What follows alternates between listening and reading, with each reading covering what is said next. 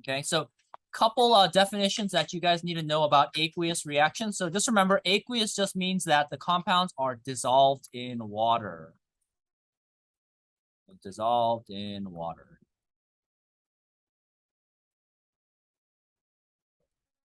Now, the reason why we dissolve compounds in water is because water is a good medium for them to mix in. It kind of moves the compounds around very well so that they can mix together. And so the vast majority of chemical reactions that we're going to do for our labs and stuff in the future will be in water.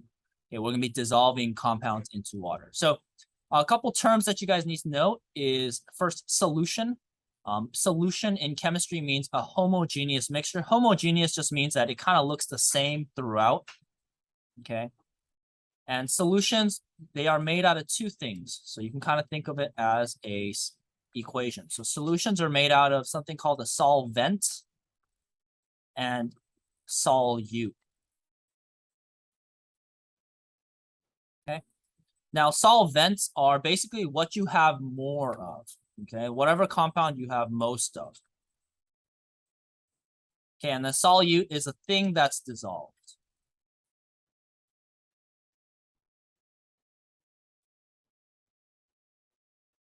So easy example, salt water. Okay, if you have a glass of salt water, what do you have most of inside of that solution? Water. So water will be the solvent, and then the solute would be salt. Yeah, whatever's dissolved inside of it.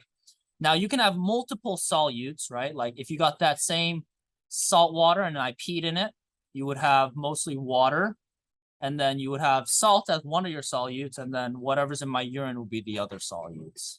Okay, so just keep that in mind. You can have multiple solutes. Okay. Alrighty, there are two types of solutes.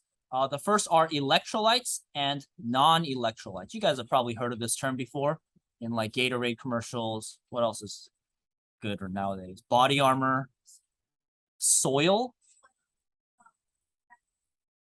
Oh, this tastes bad. Oh, okay, good. Now, swell, like this. No. Okay, you're saying the same word over and over, but that doesn't tell me how to spell it. You know what? I'm just gonna stay away from anything that starts with SW then, okay?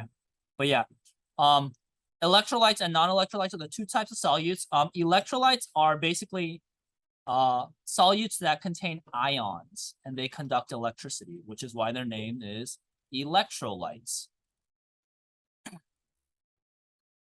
Okay. And then the other ones, non-electrolytes, you can probably guess what they do. They do not conduct electricity. Okay. And so we got some examples right here. Now I have to break something to you guys. If you guys play Pokemon, what type is effective against water? Electricity. And yeah, okay. You know, grass, but not really. Grass is just resists it. It's not super effective. Okay. But anyway, no, because grass does not do super effective damage against water. No, it doesn't. Water does what? Grass is resistant to water. Yeah, we're talking about Pokemon. Grass? No, it isn't. Yes, it is it? Okay, my bad.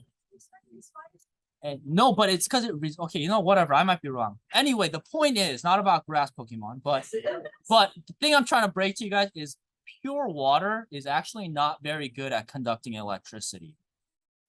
Okay, the reason why water conducts electricity and the reason why you shouldn't use your blow dryer in the shower is because water has a lot of solutes inside of it and has a lot of electrolytes. So there's a lot of salts and different minerals inside of water usually. And so that's why it conducts electricity, because there are electrolytes inside of water. Okay, so just keep that in mind. So if you have salt water and you put a wire through it, then it would be able to conduct electricity. You can see that it lights the light bulb if there's salt in there. But if you have a non-electrolyte like sugar, it will not conduct electricity. Okay. Any questions about that? All right. For sure. And I'm looking up the Pokemon thing right now because the three starting types are fire, water. It is, but it's because grass resists it. Yeah, but Hey, you know what? We're gonna solve this. We're gonna solve this right now, okay? We're gonna solve this right now. grass. Okay, grass does Grass does not do double damage. It's resistant. That's. Oh, wait. It's right there. It's right- Against water. Oh, it does. You're right. Never mind. I was wrong. Okay, you know what? My fault. I was wrong. I am finally wrong about something. Anyway. I was wrong. I apologize. On the record, too. I'm going to delete that from the video. Anyway. So there are two types of electrolytes. The first is a strong electrolyte, and the second is called a weak electrolyte. Now, the difference is, you can kind of see in the arrows right here. So instead of copying the definition, I think the best thing is to look at the arrow. So in a strong electrolyte, the compound breaks down completely into its ions, almost 100% ionization, okay? But in a weak electrolyte, we use an arrow like this to show that it does not completely break down, okay? So good example is hydrochloric acid, HCl. If you put HCl inside of water, it will break down almost completely into the two ions that make it up, yeah. It's like a sexual show. Yes. I believe for the test, you need to know a couple of the strong electrolytes. I think I mentioned which ones they are, but yeah. And then an example of a weak electrolyte is vinegar. We got acetic acid right here, and vinegar only partially breaks down into its ions. Okay. Yes.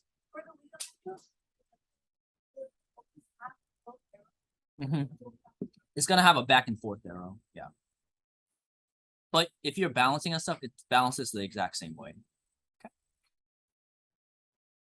All right, so I'm gonna talk about the mechanism of why electrolytes break down inside of water. It's very simple. Water is something called a polar molecule, which means that it has a partial. One side of it is negative, and one side of it is positive. Okay, the entire molecule is neutral, but it's partially negative on one side and partially positive on the other. We'll talk about why later on. But if you look at this, the side with oxygen is going to be a little negative, and the side with hydrogen is going to be a little bit positive. So what happens is water is going to attack this salt molecule right here, and it will take apart the salt molecule piece by piece. So it'll take the positive sodium ion, and then the negative sides of the water will be attracted to it. And then the reverse for the negative chlorine, the positive hydrogen will be attracted to it. So that's how it breaks down inside of water. Okay, yeah. I know like the Yes. they're shared. Yeah. The electrons are shared.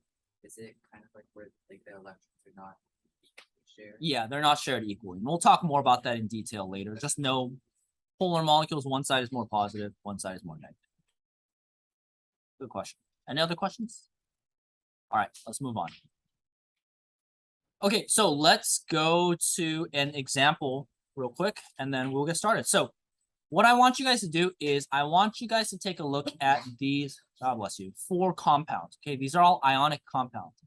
I want you guys to figure out how many anions will be produced by each compound. So I'll do the first one with you guys, just to show you guys what I mean. Our first compound is NiSO4. Okay, and what we're going to do is we're going to figure out how many anions come out of this. So if I have one molecule of NiSO4, anyone want to take a shot at how many anions are there?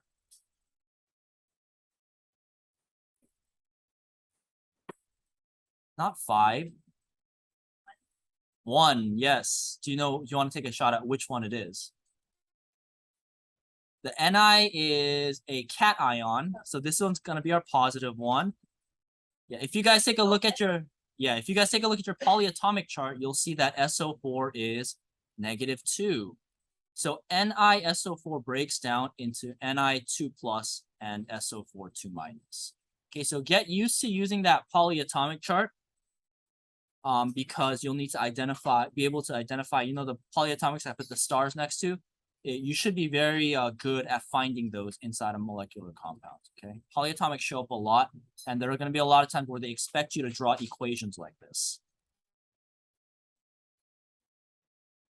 Should we try one more together? Yeah, okay, let's do one more together. So let's do part B. Part B, we got CaNO32. God bless you. Okay, now, anyone see any polyatomics in here? Which one? Yeah, NO3. Okay, now if we take a look at NO3, how many NO3s exist inside of this molecule?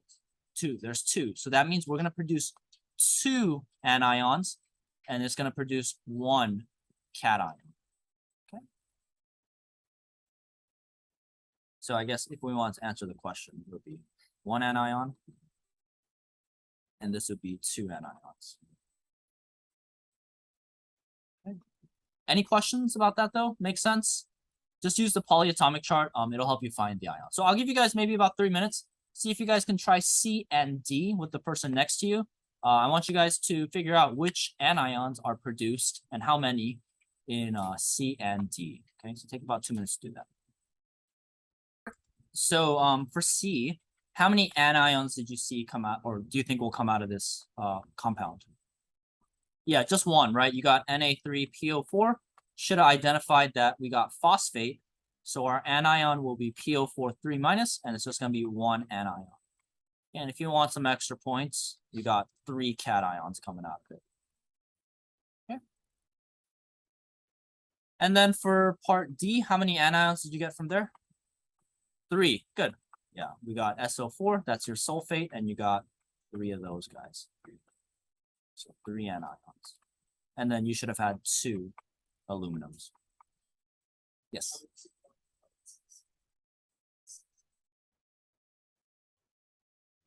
Oh, yeah, I guess so. I did ignore that. My fault. But you guys kind of get it. You just need to, yeah, you just need to scale it up. So for this one, if it's 6 of them, what's the ratio? 1 to 1, right?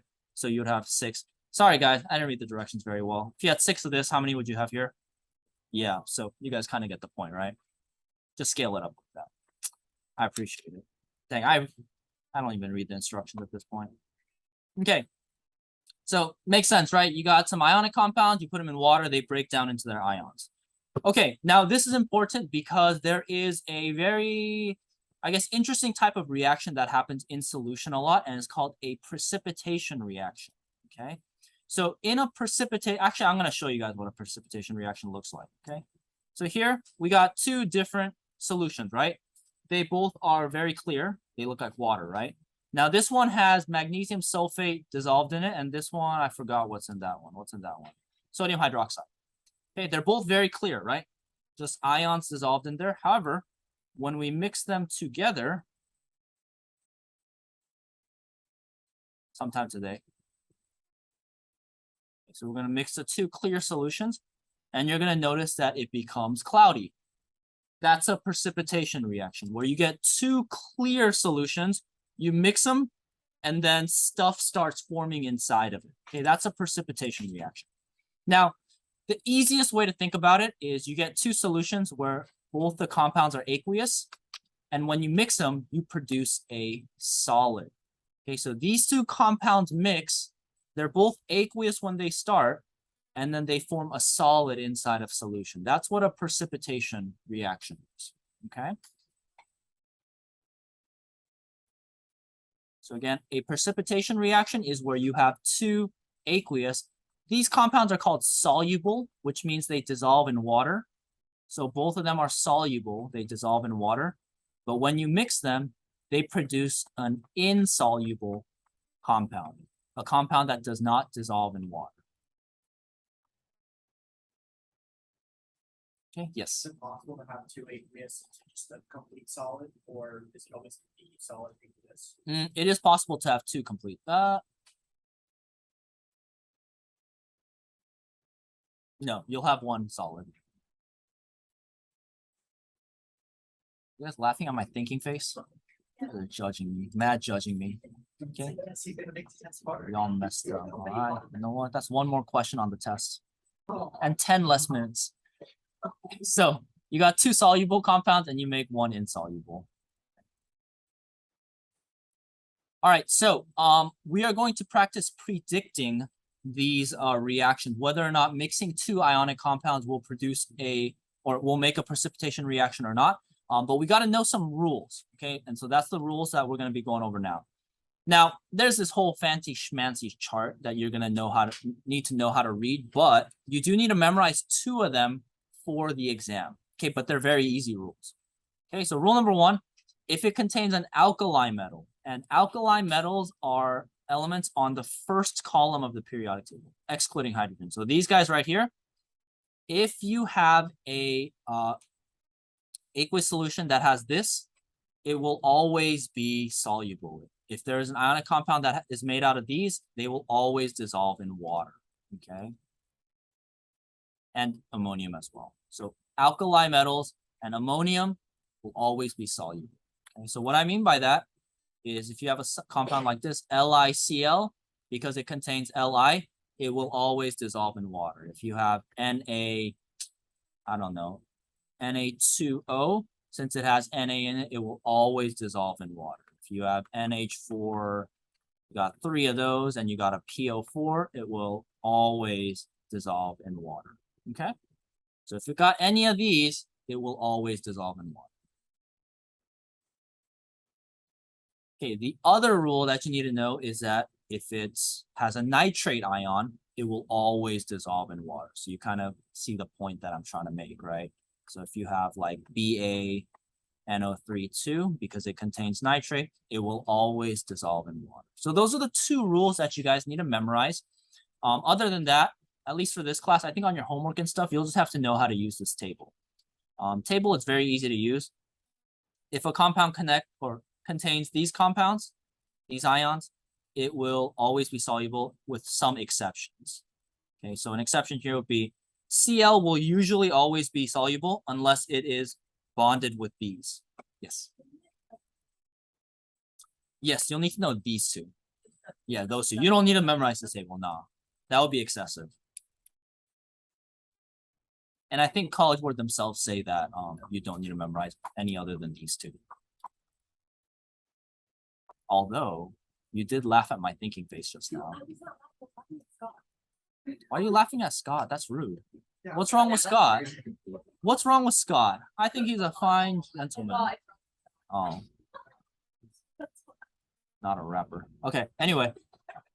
You guys think you could try some practice problems with this? Predict some solubility?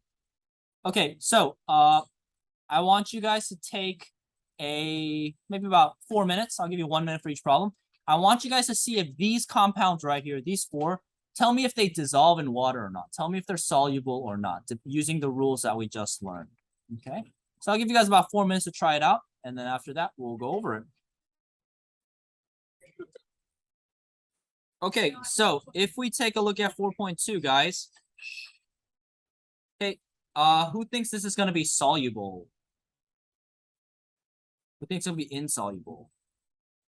It's going to be soluble.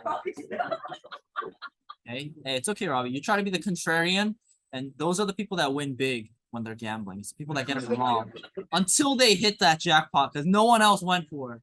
Okay, so this guy is soluble because if you notice, the cation is sodium, right?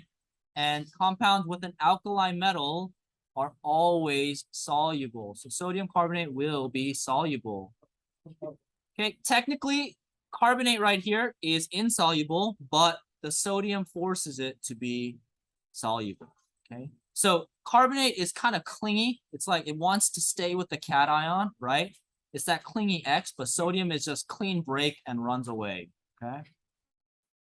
All right, let's go to the next one. We got PbSO4. Who thinks it's going to be soluble? Who thinks it's going to be insoluble? Okay, so this time it is insoluble, okay? Because if you guys take a look at it, PbSO4, SO4 is soluble except for Pb. So SO4 usually likes to break up with other ions, right? It's very good at breaking up with people. It's like Taylor Swift. Gets together, breaks up real quick. But Pb is that really clingy person that just sticks together and will not let SO4 go. Okay, so this one is going to be insoluble. So this one is soluble and insoluble. And Taylor, if you're listening to this, I'm a big fan, okay? No shade against you. All right, let's move on to the next one. We got cobalt hydroxide. Who thinks it's going to be soluble? Okay, who thinks it's gonna be insoluble? Yeah, Suzanne, sorry, you try to be the contrarian, but this guy is going to be insoluble. Okay, and the reason why is because of the rule right here. Okay. All right, let's go to barium nitrate. Soluble, or if you think it's soluble, Bertranda. Think it's insoluble, Bertranda. Okay, yeah, this one's soluble because of the nitrate. Nitrate is always soluble. Okay, nitrate will always let go. It will let you down. It will give you up. And then we'll move on. Yes. C is insoluble because of this rule right here. Hydroxide, OH minus. Mr. O is very insoluble. I don't dissolve in water. And none of the, it's cobalt is not any of the exceptions. Yes. Yeah. Hydroxide is going to be OH. Cool. Alrighty. Now we're going to make this a little bit harder because we are going to be looking at some chemical equations. Okay, so now that we know these solubility rules, we can predict whether or not mixing two compounds will produce a precipitate or not. So I'm going to teach you guys how to do one of the problems, and I'll have you guys do 4.4 on your own, okay? Okay, so our first two compounds for 4.3 is going to be BaCl2, Bacal, and then we're going to combine that with K2SO4. Okay, now the first thing that we want to do is we want to figure out if these guys will dissolve just on their own. So I want you guys to take a look at your chart and look for or figure out if BaCl2 will dissolve. No? I don't know. Yes, no. Okay, so BaCl2. So if we take a look at the cation, what's the cation? Ba. What's the anion? Cl. And so if we take a look here, let's look at the rules. Do you see Ba or Cl in the rules? Yeah, we got Cl. So Cl will always dissolve or not dissolve? Dissolve. Okay, Cl is like Taylor Swift. Taylor will always leave.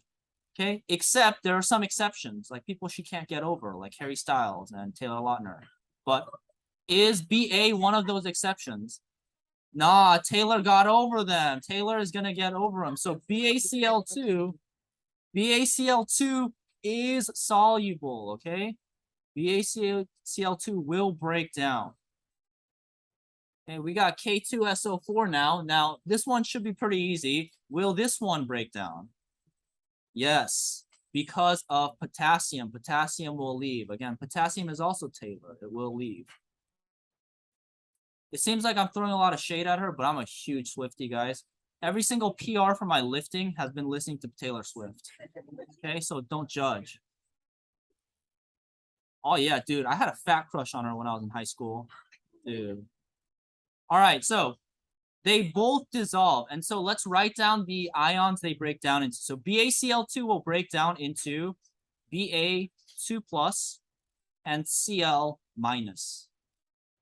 Okay, K2SO4 will break down into K plus and SO4 2 minus. So far, so good on the ions. Okay. Now, they're going to break down, and what they're going to do is they're going to see if they can combine with the cation or anion from the other one. So if you look at Ba is going to be like, oh, SO4 kind of looks cute.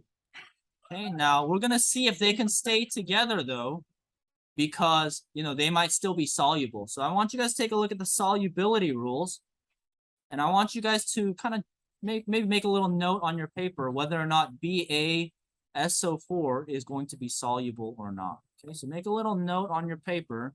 Is BaSO4 going to be soluble or not? Yes. Can't like pretty much have to figure out the products of the reactions have to figure out time. You could just do like inner outer. Yeah, if that method works for you, that's fine. I'm just drawing it out because that's just kind of how I think about it, and I'm trying to tell the story about how they break up and get together and whatnot. Okay, so if we take a look at the solubility rules for BaSO4, are they going to dissolve or not dissolve? Or, yeah, wait, sorry. Are they soluble or insoluble? Yeah, insoluble, because if you take a look at the rules for SO4, SO4 will try to leave. But Ba is very clingy. Ba will not let SO4 leave. So they'll stick together. And so this is going to form a precipitate. And so it will produce a solid. Okay, so yes, this reaction will produce a precipitate. Okay, make sense? Now we got to check the other one too, see if we can get a second one. K and Cl. Will K and Cl produce a precipitate? No, because remember, K always leaves. K will always leave the anion. Okay? Don't trust K. Okay, so KCl is also aqueous. Okay, so our precipitate for this reaction is going to be BaSO4. Yes. Is precipitate always a solid? Yes. Yes. So any time.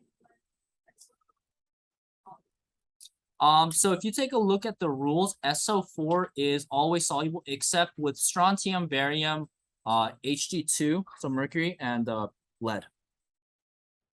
Yeah, so you don't need to memorize that rule, just be able to use that on the table. I think it's on the table, right? Right there. So barium was one of the exceptions, so SO4 cannot leave barium. It's a toxic relationship, but it'll stay. Yeah. It's not good for you, SO4. All right, so I will give you guys maybe about 2 minutes. I want you guys to do 4.4 and 4.5. I'll leave these two as an example up here. Now, you guys don't need to write the entire balanced equation or anything. All you got to do is figure out what the precipitate is. Take about 3 minutes to do that, and then we'll go over it together. Bridges that come out of this, if they can stick together or not.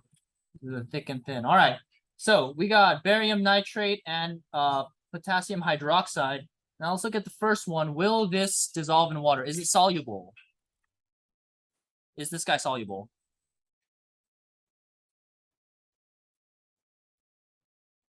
Yes, it is soluble. Anyone want to offer why it is soluble? No.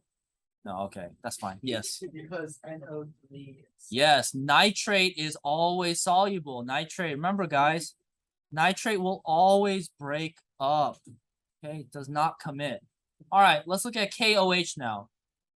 Who wants to take a guess? Is it soluble or insoluble? Yeah. Yeah, this is soluble. Why is it soluble? Yeah, exactly. K is also non-committal. K does not commit. Okay, so these guys will, both couples will break up, and then they're going to see if the other couple is worth dating. Okay, so we're going to switch. So if we switch the cation and anion here, we are going to produce barium hydroxide. That's the first one. Now, is barium hydroxide soluble or insoluble? It is soluble. Because if you guys take a look at the table, hydroxide, right? Hydroxide is insoluble. Hydroxide commits. Mr. O commits, okay? Mr. O is committed to his wife. I will never leave my wife. However, there are some exceptions. If my wife was barium, then yes, I would have to leave barium, okay? I chemically cannot stick together with barium. Luckily, she is not barium. It is. But this is the point. O is commits, okay? O commits, yes. No, she doesn't. She thinks I'm really weird when I talk about chemistry jokes. When I see basic people at the mall, I'm like, dude, that person is so pH 12. And she's like, you might not get this yet. Okay, moving on. So barium hydroxide will always dissolve in water, okay? Oh, my family wants to commit, but barium's like, nah, I don't want to be with you. Something about your chemistry jokes or whatnot, I'm finna leave you. So they're gonna break up and be soluble, okay? All right, let's look at the other example. We got K and NO3. That's our other possible. And this one should be easy. Is this soluble or insoluble? Yes, because neither of them want to commit. Okay, they're just together because, I don't know. They just think they're good looking, but they will not commit to one another. And so this is a recipe for disaster. So here we will have no precipitation, okay? All right. Hopefully these stories are helping you guys understand this a little better. Okay. All right, let's move on to the next one.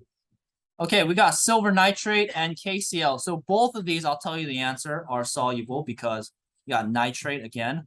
And K, we got the two flaky people. They're non-committal in a relationship, so these will inevitably break up, okay? All right. Anyone want to take a guess at what the first ionic compound we can make is? Yeah, we got AgCl. And if you look at AgCl, is this soluble or insoluble? This is insoluble. So these two are committed to one another. Okay. They get married, they settle down, they have other AgCls. And then they lay down their roots, buy a house, invest in real estate, and they die together. Okay, so cute. It's a happy story, okay? However, the other one is KNO3, and we know these are non-committal people. They are toxic to each other, and they are going to break up. It is K. Run far away. K is like a person that's very good looking. You think you can make it work. You think you can make K settle down, get married, commit. But no, K will run away. K will break up with you, okay? K will always let you down. All right. So far, good on that? Okay, because we're going to do some more ion stuff, and you're going to need to know how they break apart, okay? Okay, so one aspect of aqueous reactions is writing chemical equations with this. So you guys know how to write chemical equations already. You guys know how to balance it. But when it comes to aqueous reactions, there are 3 different types of chemical reactions we can write with them, okay? Actually, there are 5, but we're going to do 3 of them right now. Okay, so I'm going to skip all this, and we're just going to go straight into a practice problem because it'll be easier to explain it like this, okay? So I want you guys to take 1 minute, and I want you guys to write the formulas for the reactants. The 2 reactants in this reaction are calcium chloride and sodium carbonate. So you might need to use your polyatomic chart, but I want you guys to write the formulas for calcium chloride and sodium carbonate. I'll give you guys a minute to do that, and let's see if you get the right formulas. Yeah. No, not yet. Yeah, we'll get to that.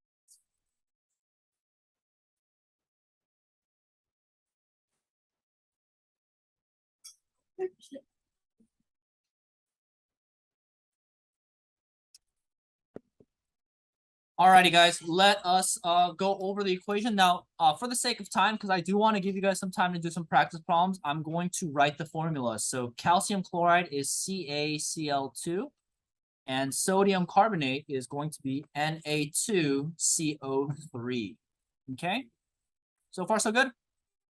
Alrighty, so both of these are aqueous. They are both soluble. They will both dissolve in water. So we will write aqueous. Now what I want you guys to do is I want you guys to, actually I'll do this with you guys. So what we're going to do is we're going to do the, crossing thing. We're going to break them down and combine them with the other one. So we're going to put calcium with carbonate together to make calcium carbonate, CaCO3.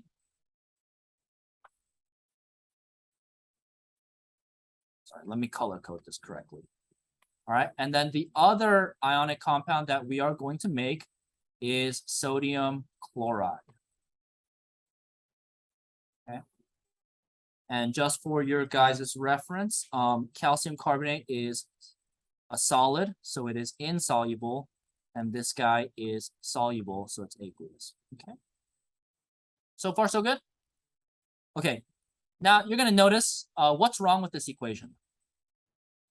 It's not balanced. Good catch. So I will balance it for you guys. Let's put a 2 right there. So this is a normal chemical equation that we are familiar with, right? So this type of chemical equation is called a molecular equation. A molecular equation. So if you are asked to write a molecular equation, you got to write something like this. Basically what we already know.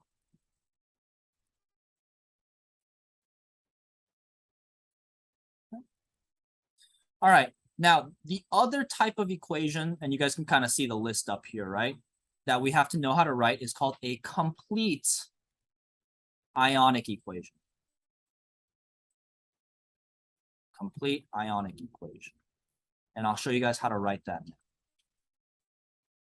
So in a complete ionic equation, what you're going to do is you're going to take everything that's aqueous and break them up into their original ions. Okay, so let's look at CaCl2. Okay, what's the cation in CaCl2? Yeah, Ca and the charge is 2+. So we're going to break it down into that. And then it's aqueous, so you're right, AQ. And then we're going to combine that with the anion. What's the anion? Cl-, and that is also aqueous. I really hate doing the complete ionic equation, and I think you'll see why. But how many Cl's were there? 2. So we got to put a 2 in the front. It's irritating, right? So it's just like expanding. Yeah, it's expanding it like all the way out. And the reason why we do this is because when we put CaCl2, when it's aqueous, it's dissolved in water. It doesn't exist as CaCl2. It exists as a calcium and 2 chloride ions. Okay, let's move on to the next one. We got Na2CO3, so we need a sodium, right? Because that's the cation, Na+, but we got 2 of them.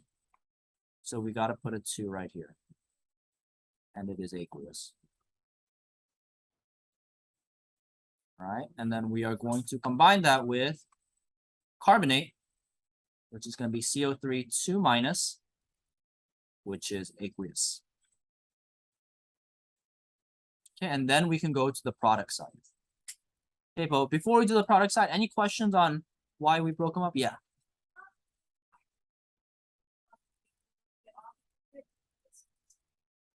So the reason why they're all aqueous is because if, let's say I have a container in real life, right? And then I put a piece of CaCl2 in there, okay? CaCl2 will completely dissociate and it will only exist like this. They're not together when you put them in water. They just break up and they stay like that. And then if I put Na2SO4 in or CO3 in there, same thing. It's going to exist like this. So in this form, it's just showing that they're freely floating in water by themselves. That's what it's kind of trying to communicate. Make sense? Yes. How come we don't include H2O in the equation? Because H2O is not part of the reaction. It's not contributing. It's just the medium where it happens. It's not actually contributing to the chemistry. Yeah, good question. Okay, any other questions? Okay, let's do the product side and then we're almost done. Now, in a complete ionic equation, we do not break up the solid because it forms a solid, right? It's not broken up. It exists in the solid state. So we're going to write CaCO3 with the solid side. But we do need to break this guy up because NaCl does break up. And so we'll have 2 sodiums. Wrong color. 2 Na+. And then we will also have 2 chlorines. Chloride, I guess. Oh my goodness. Very long, right? So that's the complete ionic equation. And you can see why the name is complete ionic. It's showing what all the ions do inside of the reaction, okay? All right, let's go to the last one. The last type of equation, and this is my favorite, is called the net ionic equation. Okay, and the net ionic equation is the best equation because it's the equation that gets straight to the point. It tells you exactly what happens and none of the other BS that's included in there, okay? So what we do is we take a look at this complete ionic equation and we look for something called the spectator ions. So in sports, spectators are the people that just sit on the sidelines and don't do anything, right? You guys might have had group projects where you had spectators, where they just sit there and don't do anything. I was one of those people in high school, so I apologize for my protege, okay? So let's take a look at this equation and see what doesn't change, okay? So if you guys take a look at chlorine right here, right, or chloride. Chloride is aqueous on the left side, and it's aqueous on the right side. So while these guys were busy mixing and creating a precipitate, chloride is just watching them mix. So it's a spectator. Okay, so chloride is your first spectator ion. So we want to answer this question. Our first spectator ion is chloride because it does not do anything. And so what we're going to do is we're going to cross it out of existence. We're going to Thanos snap it because we don't care about it. It doesn't do jack. Okay. It's like my dog. It just sits there and sleeps and eats my food and expects it to be walked. It's a Korean breed called a Jindo. I'll show you a picture of him. I really don't like him. I think this would be very upset. Nah, he doesn't care. He doesn't have feelings. It's a dog. Okay, what is the other spectator ion that you guys see in there? Yeah, sodium, but we don't need to write the 2 because that's just telling us there's 2 of them in the stoichiometry, so we'll have Na+. So our 2 spectators will be chlorine and sodium. So again, just like my dog, we're gonna get rid of it. Just kidding, I'm not gonna get rid of him. Okay, and so for the net ionic equation, we're just gonna write down the elements that actually do something, okay? So Ca2 plus does something because it was aqueous, and then it changed, or sorry, and then the other one is going to be carbonate. Carbonate also does something, right? These guys are going to react and form the precipitate. And so we'll write CaCO3 solid. Okay, there you go. The 3 types of equations we can write, and the spectator ions are chloride and sodium. Yes.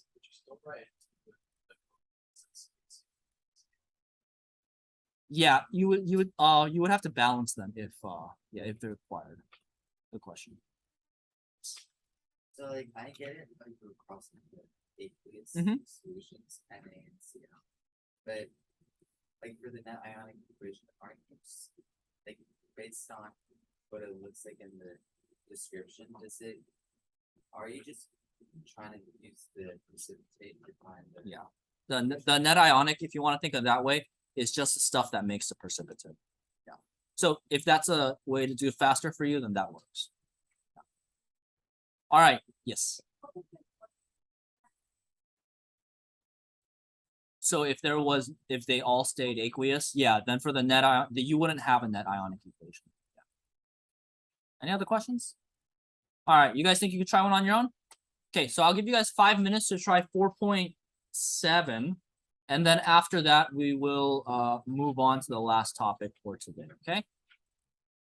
So 4.7, write the molecular, complete, ionic, and net ionic, and find the spectator ions for silver nitrate and potassium phosphate. Nice. Okay. So there are one of the biggest compounds that we'll talk about, or types of compounds we'll talk about in AP Chem. And if you guys took a look at the calendar, the longest unit in this course is about acids and bases. Okay, so we're gonna do a little introduction to it right now, but we will come back to it. So please don't forget about acids. We'll always be talking about acids in this class. Okay. All right. Now, acids are not, the drug that you guys are probably more familiar with. It's not acid. Okay. Acids are substances that ionize to form in aqueous solution to form H+. Okay. They are compounds that when you put them in water, they break down into H+. So they are considered H+ donors. They give H+ away. Okay.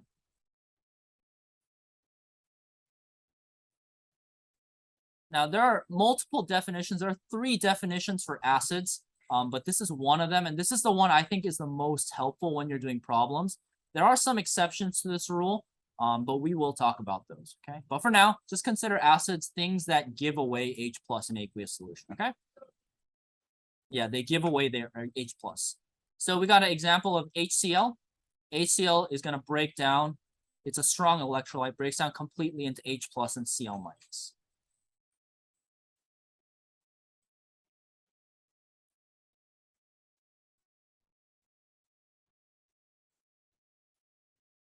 So easy way to think about acids, and the general equation is like this: HX, and then they break down into H+ and whatever the anion is, that would be the X. Okay, that's the general form that people use to talk about them.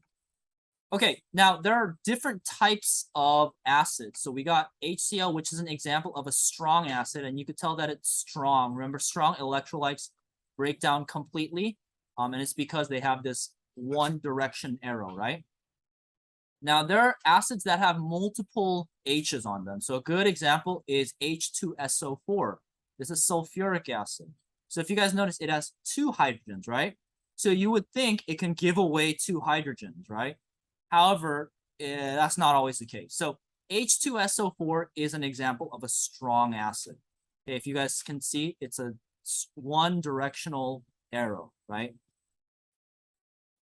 So H2SO4 is a strong acid. It breaks down almost completely into H plus and HSO4 minus. However, this right here, HSO4 minus, is also an acid.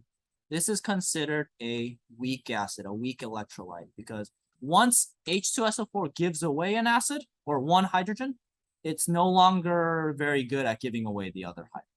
Okay, it's like a kidney. You can give one kidney away pretty easily, but you kind of need that other one to live, right? So you can't give that last one away. Okay.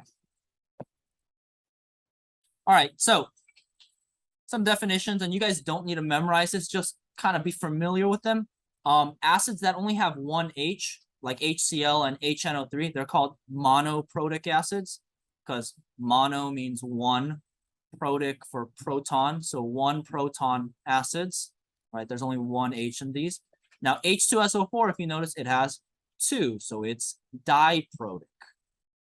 Okay, and again, you don't need to memorize those terms. If you know prefixes and kind of think about it a little bit, you could figure it out. But monoprotic and diprotic. Okay. Any questions about strong, weak? Kellen? All righty.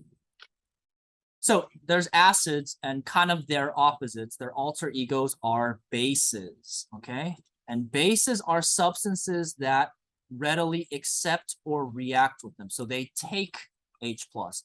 Another way to think about them is they produce OH minus. Okay. So if you guys remember, acids give H plus, bases receive H plus, or they give OH minus. Okay.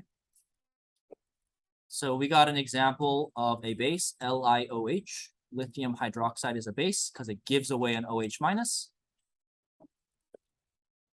Okay, so these are the two classes. LiOH gives me away. And then, kind of sad. And then the other type is NH3 plus. This guy accepts an H plus. So those are the two ways you can identify bases. They can either give away OH or they can receive an H plus, which you can see right here. NH plus, NH3 receives an H plus to get to ammonium. Okay. So acids are the easy ones. They give H plus. Bases give OH minus or receive H plus. That's the good way to think about it. All right, and then the last thing for today, we'll get into in a sec, but does anyone have any questions about acids-base definitions? All right, the last thing that we will talk about are strong acids, strong bases. And unfortunately, I'm gonna have to use the M word. You guys gotta memorize these. Yeah, you're expected to know these on the AP Chem test. Yeah. Unfortunately, yes. Okay, however, I'm gonna teach you guys a quick trick that will help a little bit, okay? So the first three, Cl, Br, I, okay? If you notice on the periodic table, they are right on top of each other, Cl, Br, I. So these three are together, yes. It's just for strong. Strong acids and strong bases, okay? You don't, everything other than these are weak, yeah. So Cl, Br, I, yes.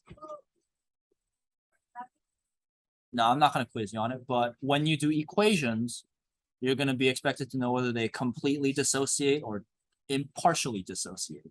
Yeah. It's unfortunate. I hate memorizing too. Cl, Br, I.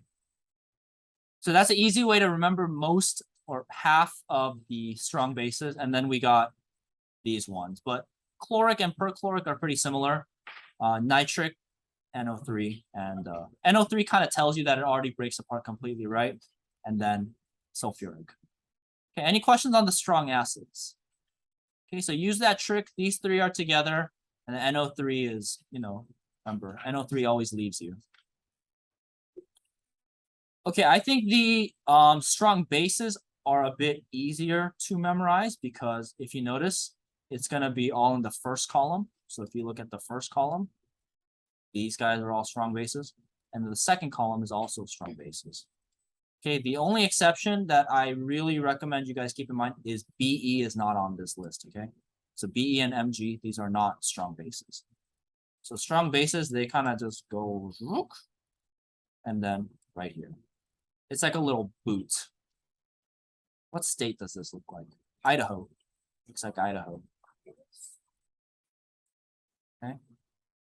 So these will be your strong bases right here. Idaho. New Hampshire looks like that. Whatever state you guys think of.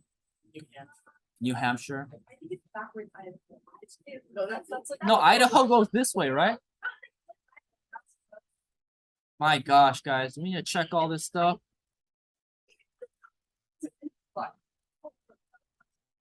This is Idaho.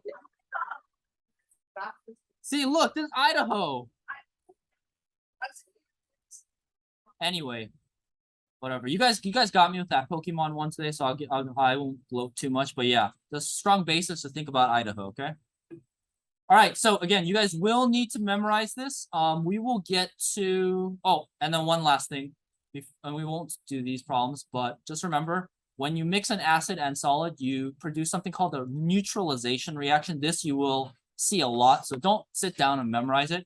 But neutralization reactions are where you make water and the salt. And that is it for today. And then you guys won't see me until the test.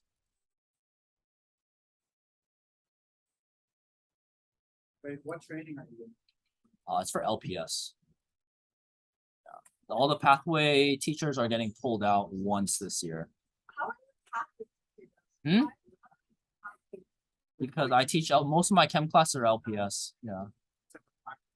And then you weirdos, you AP weirdos. My fault. Alrighty, guys. If you guys have any other questions, please let me know. But yeah, this will be posted, and then just remember next time that you guys come to class, I will not be here. And so you will have recordings of the lectures going through the rest of the class workbook, and you guys can work on your homework in class, okay? But let me know if you have any questions before the end of class.